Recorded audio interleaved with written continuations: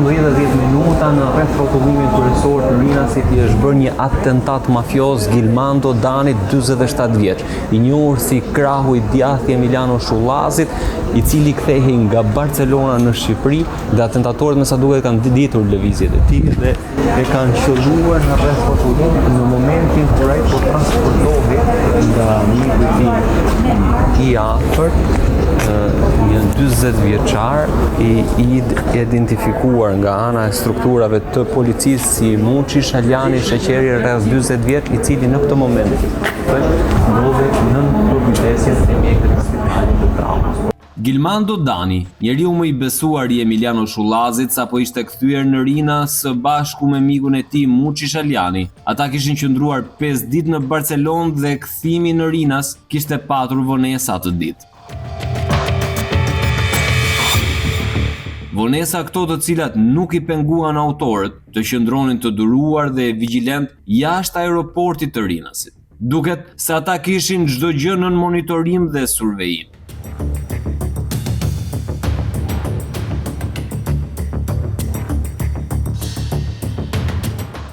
Makina Toyota me targa greke ishte aty në patrullim në pozicione të ndryshme në varësi të dhënave që ju vinin.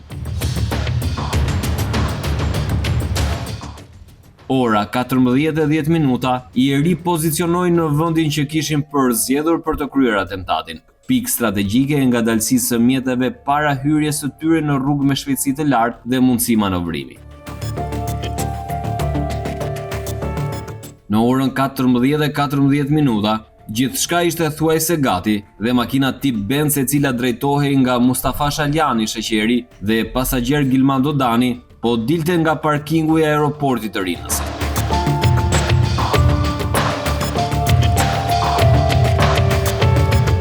Një skuadër prej 4 personash që udhtonte me makinën Toyota të vjedhur në vitin 2022 në Greqi, lëvizi dhe u pozicionua në vendin final, karshi aeroportit sërish në rreth.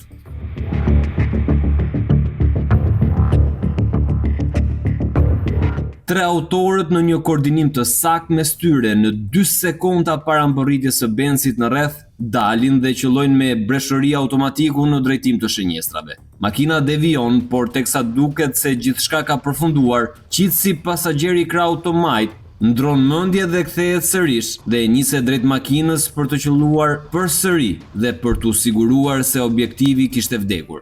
Objektiv i cili dyshohet të ishte Gilmando Dani. Gjatë kësaj kohe në ndihmë i vjen dhe një prej qitësve të tjerë, që përveç se i jep armën tjetër, pas këtij momenti, qëllon dhe ai një herë tjetër drejt makinës.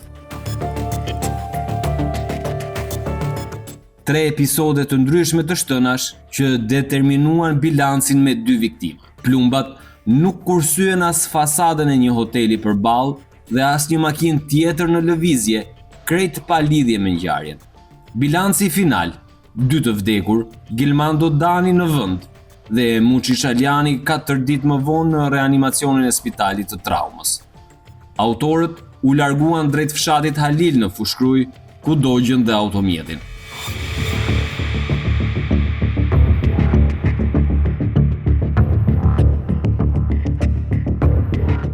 Shërbimet e policisë gjatë kontrollit të zonës në fshatin Halil kanë konstatuar duke u djegur një automjet tip Toyota që dyshohet se është përdorur nga autorët e ngjarjes së ndodhur në Riz. Në automjet janë konstatuar 4 armë zjarri Kalashnikov që dyshohet se janë përdorur në këtë ngjarje. Armët më pas u dërguan në Institutin e Policisë Shkencore për ekzaminim.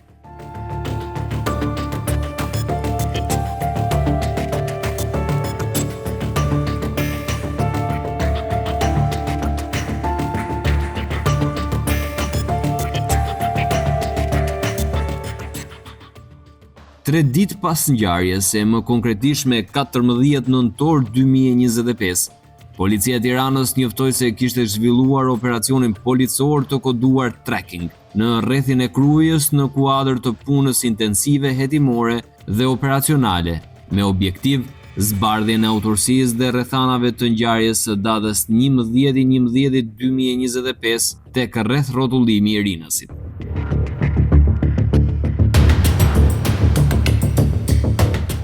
Policia njoftoi se në një banesë në fshatin Zall, Fushkruj, mbahej një arsenal armësh shpërthyese, armësh zjarri dhe municioni. Sipas policisë, u shpall në kërkim pronari i banesës, shtetasi Ylli Zalla, 48 vjeç, një personazh i njohur për drejtësinë më parë.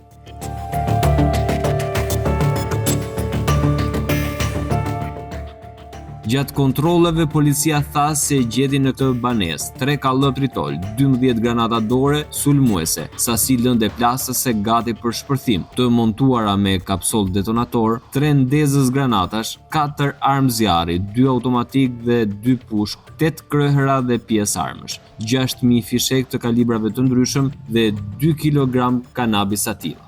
Por në këtë njoftim, policia nuk sqaroi asgjë se si lidhej kjo bazë municionesh me ngjarjen konkrete dhe se si mund të lidhej i shpallurin në kërkim me autorët e kësaj ngjarje. Kishte prova konkrete apo ishte një operacion thjesht për të ulur ngarkesën në opinionin publik?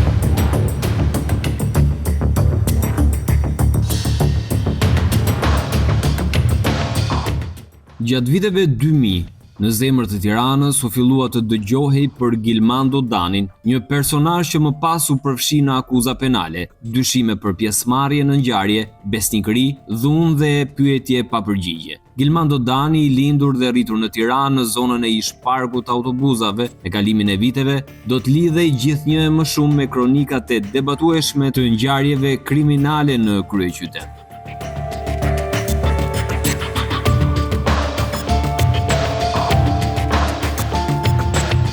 Në fillim, ai ishte një emër pjesërisht i njohur, i ulur në hije, larg syrit publik, por jo larg dosjeve të organeve të hetimit.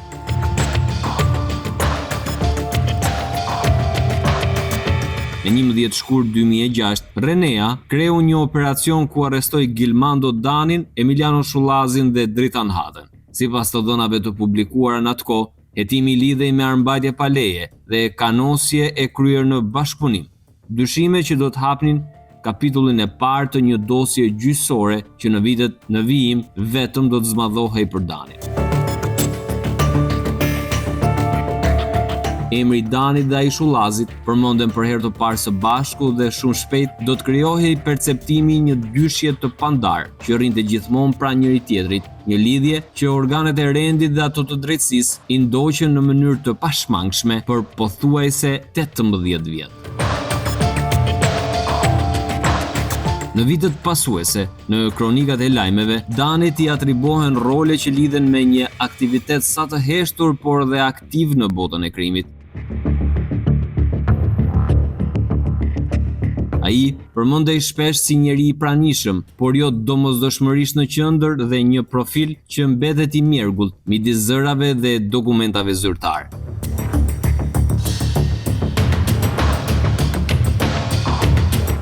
Dënimet e Gilmando Danit.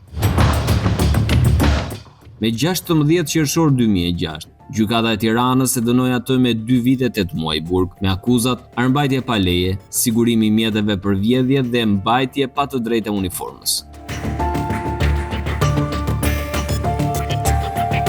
Me 11 maj 2012, Dani dënohet nga gjykata e Tiranës me 1 vit burg për akuzën e armbajtjes pa leje. Me 22 shkurt 2016, ai dënohet nga gjykata e Tiranës me 200.000 lekë gjobë për veprën penale mos kallëzim krimi. Me 3 dhjetor 2021, gjykata e posaçme e apelit për korrupsion dhe krimin e organizuar e dënoi me 12 vite burg për veprën penale shtrëngim me anë të kanosjes ose dhunës për dhënje pasurie. Me 21 prill 2011 në një miting elektoral të Partisë Socialiste, Gilmando Dani shoqërohet nga forcat e rendit dhe bashkë me Shullazin pas një situate të tensionuar me 2 deputet Partisë Socialiste, Vasilika Hysi dhe Besnik Baraj. 2 deputetët i akuzonin Shullazin dhe Danin për prishjen e një takimi elektoral për zgjedhjet vendore.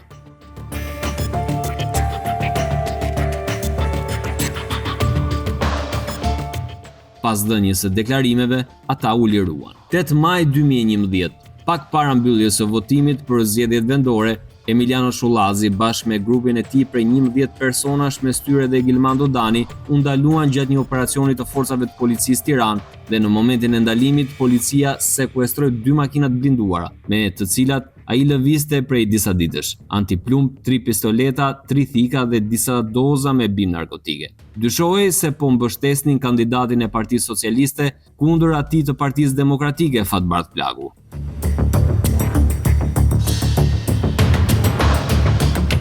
Vetëm disa muaj më vonë, 8 nëntor 2011, të dy, Dani dhe Shullazi u arrestuan sërish për armbajtje pa leje. Sipas raportimeve, Dani mori përsipër fajsin, gjë që e përforcoi perceptimin publik se mes tij dhe Shullazit kishte një marrëdhënie besnikërie, pakti apo kodi nderi.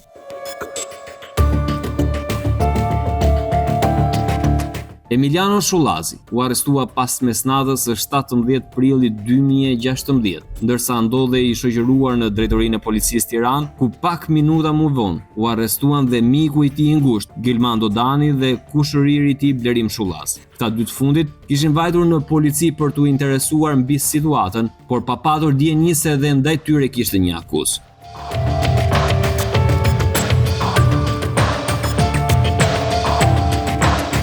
Prokuroria ngriti 4 akuza të rënda, bazuar në denoncimet e personave të dëmtuar dhe në hetimet e kryera, ku tha se me metoda speciale që prej muajit shkurt të vitit 2016 ndaj Shullazit dhe Danit duhet të ngrihej akuza e shkatrimit të pronës me eksploziv, shtrëngim me anë të kanosjes ose dhunës për dhënje pasurie, prodhim pa leje e armëve luftarake, si dhe grupi strukturuar kriminal. 8 vite më vonë, me 6 tetor të vitit 2024, Gilmando Dani rifiton lirin. Ai del nga burgu në një periudhë kur Tirana tashmë nuk është ajo e vitit 2015, e transformuar me dinamika të ndryshme të krimit të organizuar dhe me aleanca të reja ose të ridimensionuar.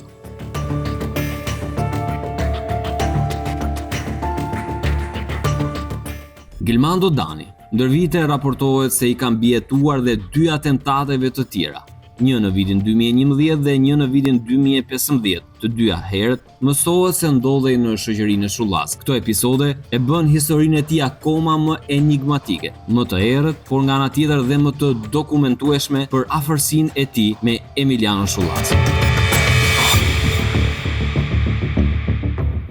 Mbrëmjen e 24 qershorit 2011, kur Gilmando Dani kishte dalë të hapte vendin e parkimit të makinës pranë banesës në zonën e ish parkut të autobusave, u qellua me armë. Dyshohet se në ngjarje kishin marrë pjesë më shumë se 2 persona, fakti mbështetur ky nga gzhojat e gjetura në vendin e ngjarjes, të cilat ishin qelluar sipas policisë nga 2 armë të ndryshme, njëra prej tyre automatik.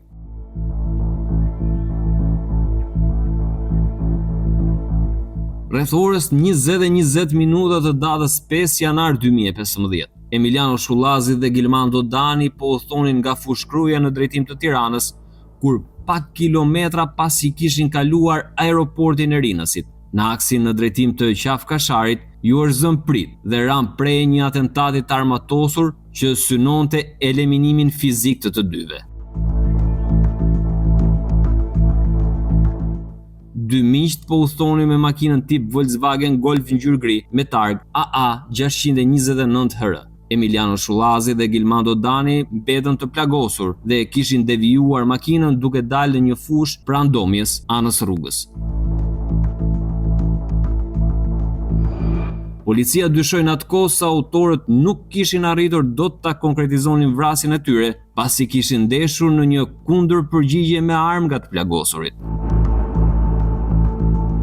Megjithse asnjëherë nuk u ngrit akuzë ndaj tyre në rrugë operative, policia dyshoi se të përfshirë në rol qitësi ishin Enver Stafuka si personi dyshuar, Gentian Betja si drejtuesi i mjetit dhe Ramazan Raja në rol ndihmës, por nuk u arrit të provojë asnjëherë autorësia e tyre. Po ashtu, asnjëherë nuk u mësua se kush e kishte dhënë porosinë për eliminimin e Shullazit dhe Danit. Zhdukja e Enver Stafukës pothuajse një muaj më vonë dyshohet se lidhet me këtë episod. Por kapitulli i fundit për Gilmando Danin do të shkruhej me 11 nëntor të vitit 2025, pranë aeroportit të Rinësit. Fushkruja para dhe gjatë atentatit ndaj Gilmando Danit u raportua se për 8 ore 15 minuta të 11 nëntorit 2025 ka qenë pa energji elektrike. Një rastësi e çuditshme si në vrasjen e Gentian Bedias.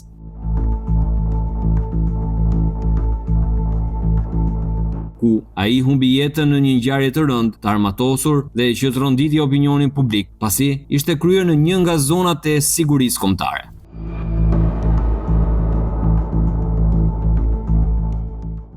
Për policin, armiqsitë e njohura dhe të forta të grupit të Emiliano Shullazit gjatë 20 viteve të fundit janë ato me grupin e Domjes në Tiranë, grupin e Pojos në Durrës, grupin e Niklës Bami Fushkruj, grupin e Doçes në Vlorë.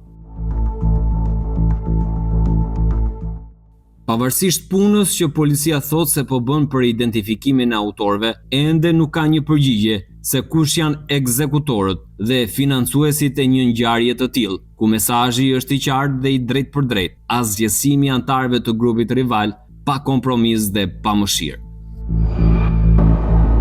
Për aq sa është e mundur të dëshifrohen dinamikat, aleancat, armiqsitë dhe planet e ndërsjella për të organizuar kundër njëri tjetrit, tabloja më e plot vjen nga dosjet voluminoze të Spakut. Pikërisht aty, në materialet e mbledhura dhe të përpunuara nga hetimet, zbardhen bisedat e kryera në platformën e koduar Sky ICC, mes drejtuesve dhe antarëve të grupeve kriminale, disa prej tyre rival të përbetuar, e të tjerë të lidhur rishtazi nga interesa, misi apo marrëveshje të brishta.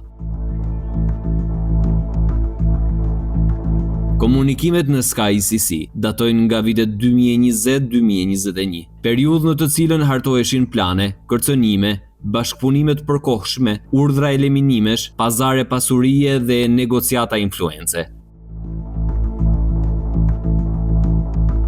Por që prej asaj kohe, realiteti i personazheve ka ndryshuar sërish. Disa kanë humbur jetën në rrethana të dhunshme, të tjerë janë zhdukur pa lënë asnjë gjurmë. Disa ndodhen në arrati duke jetuar mes frikës dhe shpresës, ndërsa ata që llogaritën më të zgjuarit sot shijojnë privilegjet e strategjive kriminale o politike, që u kanë hapur rrugën për të ndërtuar perandori financiare, territore influence dhe sisteme të sofistikuara mbrojtje. Në këtë labirint ku pushteti kriminal ndërthuret me atë politik, aleancat rrallë janë të përjetshme, ndërsa armiqsitë lindin dhe ringjallen sa herë që interesat lëvizin, parat zhvendosen ose balancat e forcës sfidohen. Dhe pikërisht aty qëndron dhe thelbi i kësaj historie, një realitet ku loja e errët nuk përfundon kurrë, ajo vetëm ndryshon lojtarët.